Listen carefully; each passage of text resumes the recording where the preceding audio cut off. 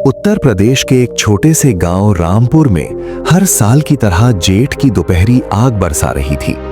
खेत सूखे पड़े थे और हवा में धूल का गुबार था। उसी धूल के बीच 60 साल के शंभू काका अपनी सूखी हुई जमीन पर कुदाल चला रहे थे। उनका शरीर पसीने से लथपथ था, धोती मैली थी और पैरों में जो चप्पल थी वो जगह जगह से तार से सिली हुई थी। खेत के किनारे नीम के पेड़ के नीचे उनका बेटा विक्रम बैठा पढ़ाई कर रहा था। विक्रम को पसीने की बदबू और खेत की धूल से सख्त नफरत थी। वो अक्सर अपने पिता से कहता, बापू क्यों मरते हो इस मिट्टी में, इसमें कुछ नहीं रखा, देख लेना एक दिन मैं शहर जाऊंगा, बड़ी नौकरी करूंगा और आपको भी इस कीचड़ से निकाल ले जाऊंगा। शंभू काका मुस्कुरा देते और अपने गमछे से माथे का पसीना पोंछते हुए कहते, बेटा जिसे तू कीचड़ कहता है वो सोना है। इसी मिट्टी ने तुझे पाल पोस कर बड़ा किया है। शहर की हवा में चमक हो सकती है लेकिन सुकून तो गांव की नीम के नीचे ही है। विक्रम को ये बातें दकियानों सी लगती थी। उसने दिन रात एक कर दिया। उसका सिर्फ एक लक्ष्य था, गांव से भागना, और एक दिन वो सफल हो गया। उसे दिल्ली की एक मल्टीनेशनल कंपनी में अच्छी नौकरी मिल गई। जिस दिन विक्रम जा रहा था, शंभू काका ने अपनी जमा पूंजी जो उन्होंने बैल बेचने के लिए बचाई थी विक्रम के हाथ में रख दी। जा बेटा, और कभी किसी के आगे हाथ मत फैलाना, और हाँ, अपनी जड़ों को मत भूलना। विक्रम ने पैसे लिए, पिता के पैर छुए, लेकिन मन ही मन खुश था कि अब उसे दोबारा इस धूल भरे गांव में नहीं आना पड़ेगा। शहर जाकर विक्रम बदल गया।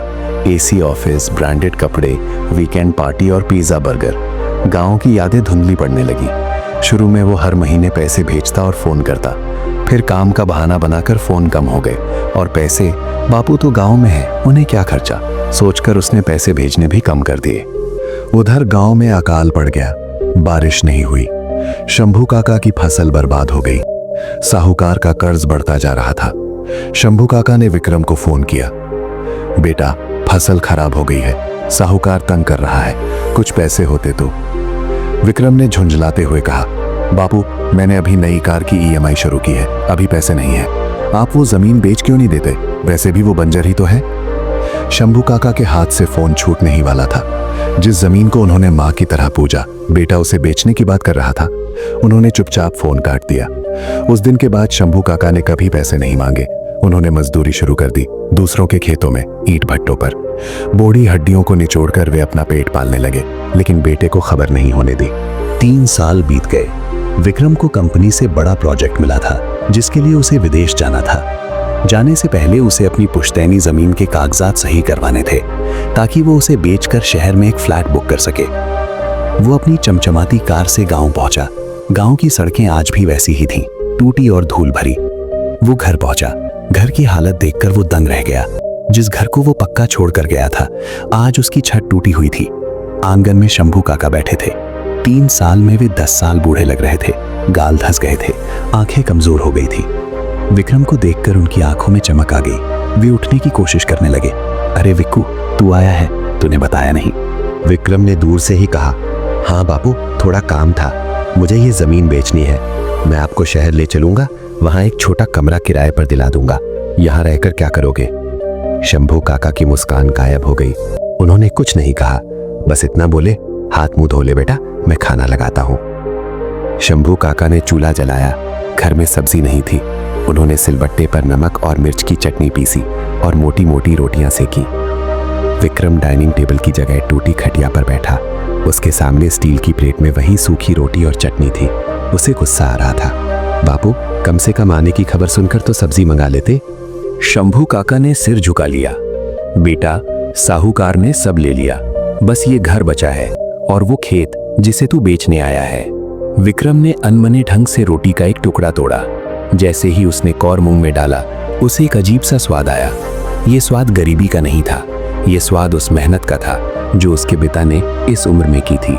तभी उसकी नजर शंभू काका के पैरों पर पड़ी। वे उसे पानी देने के लिए आगे बढ़े थे। विक्रम ने देखा कि उनके पैरों की एड़ियां इतनी बुरी तरह फटी हुई थीं कि उनमें से खून रिस रहा था। घाव इतने गहरे थे कि उनमें धूल भरी हुई थी। विक्रम का निवाला गले में अटक गया। उसने अपने पैरों की तरफ देखा, महंगे नाइकी के जूते और फिर पिता के नंगे लहूलुहान पैर। विक्रम ने खाना छोड़ दिया। उसने पिता का हाथ पकड़ा। बापू, ये पैर, ये क्या हुआ है? शंभू काका ने पैर पीछे खींच लिए।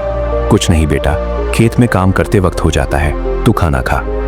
विक्रम उठा और घर के अंदर गया। वो उस पुराने संदूक को खोलने लगा जहां बापू अपने कागज रखते थे ताकि जमीन के कागज निकाल सके।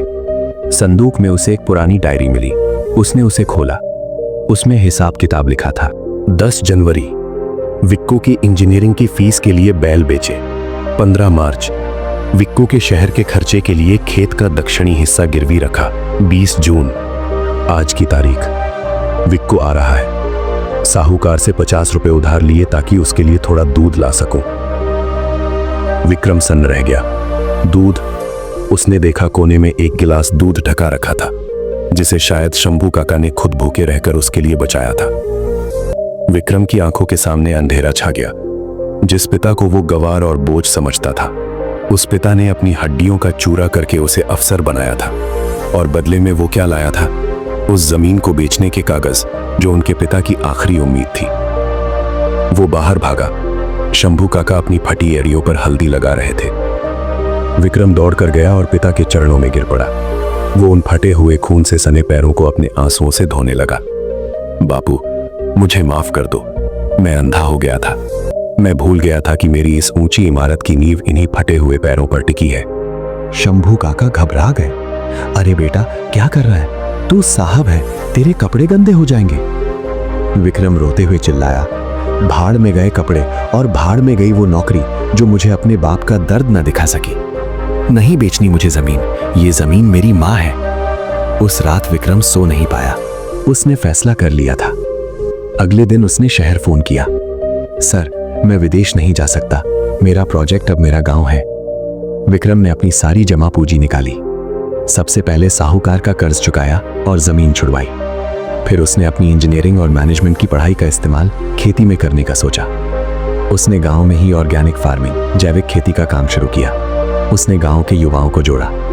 जिस जमीन को लोग बंजर कहते थे, विक्रम ने आधुनिक तकनीक और पिता के तजुर्बे को मिलाकर वहां सोना उन्हा उगाया।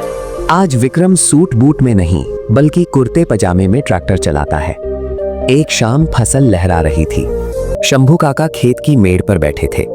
उनके पैरों में अब फटी एड़ियां नहीं थी बल्कि बेटे द्वारा पहनाए गए आरामदायक जूते थे। विक्रम उनके पास आया और बोला, बापू, अब खुश हो? शंभू काका ने गर्व से उसकी पीठ थपथपाई और बोले, बेटा, आज तू सही मायनों में बड़ा आदमी बना है। शहर में तू नौकर था, यहाँ तू मालिक है। तूने साबित कर दिया कि अगर नीयत साफ हो तो गांव की मिट्टी भी सोना उगलती है।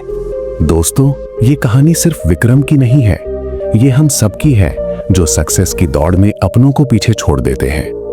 जिस मिट्टी और खेती को हम हिकारत से देखते हैं, वही हमारा पेट भरती है। किसान का पसीना किसी भी कॉर्पोरेट जॉब से ज्यादा पवित्र होता है। विक्रम को समय रहते अपनी गलती का एहसास हो गया। कहीं ऐसा ना हो कि जब तक आप सफल होकर लौटें तब तक घर तो हो पर इंतजार करने वाले ना हो।